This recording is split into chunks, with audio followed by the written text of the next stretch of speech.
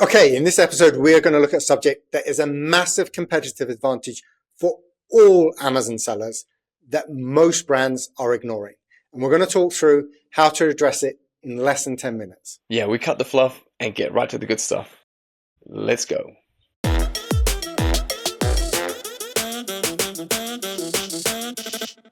Hey folks, did you know that 70% of all Amazon conversions now take place on mobile, which is a critical fact that people keep forgetting?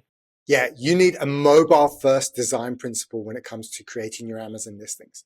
And what that means is you need to forget about your desktop when it comes to evaluating how your listing looks. You need to do all of that checking on a mobile device from this point forward.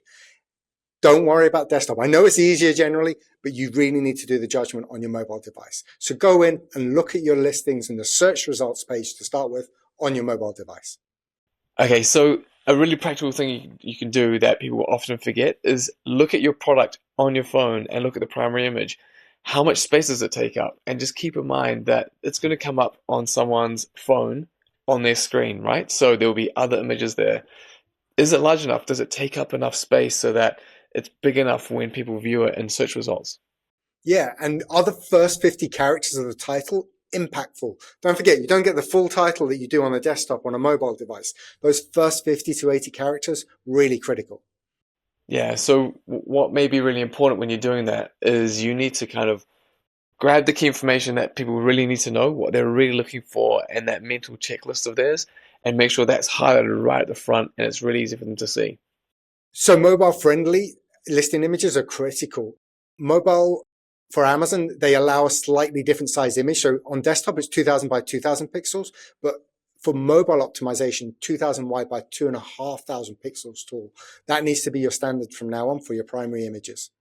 And just on that primary image point, make sure that your key USPs are very, very clear on that primary image. If there are things that people are going to be looking for, especially the benefits, make sure that you're shouting out about them on that primary image so it's really clear, because again, it's going to come up in their search results page on their phone, which is quite small. And so they need to be able to see it very, very clearly. And if you're using text in any of your images, make sure it's large enough to be read on the phone. Go in and test that. If it's not much point to it being there. So any text that's going to be there, sometimes the rule of less is more really applies here. Make sure it's legible. It's quite interesting what you say there, because something that we often see is people have really strict brand guidelines and they want to keep their images very minimal and clean. But the truth is, and I bet nearly everybody does this, when you are looking at an Amazon listing, you will very rarely read the text. Instead, you're going to look at the images, and that's what has to do the selling. So make sure that your images have copy on them that clearly shout out the benefits and the features of your product. Otherwise, they're just going to see pictures, which is fine, but they're not going to read the text. And if your competitor's doing that and they're shouting out about the benefits and the features of their product, you're missing all this opportunity just to kind of get the mental checklist ticked off when they're looking through your products. I think that's a really good point, Ali, here. And this is a point that I think Amazon actually really agrees with you on, because what's really interesting, particularly for mobile compared to desktop, is that bullet points don't appear under the primary image, right? It's the A plus content. So it's images that now Amazon's done that deliberately. They realized and they've tested and they've realized images are really important when it comes to mobile conversion. So fundamentally, it's so important to make sure that those images that are appearing in your A plus content, again, are legible, that any words that are in there are really clear and easy to read. What you don't want is really text heavy A plus content. Yeah, it's kind of like if you watch people on public transport, have you ever seen them kind of scrolling up and down, or like put it crudely on Tinder, just swiping very quickly? You have half a second to catch people's attention. So if you don't shout out very clearly that benefit and make it easy for them to see and digest in that split second, you've missed it. So you make sure that that copy and that image, just like you said, is very, very clear, very explicit. That includes maybe your fonts might need to be slightly different when you're doing them on mobile. I think another point that you often make to me, and aesthetically, I'm not I don't have really strong opinions here. I find it a lot harder to see this, but you generally, when you're talking to me, you talk about the importance of the use of color and the use of font. What are the key colors? What are the rules?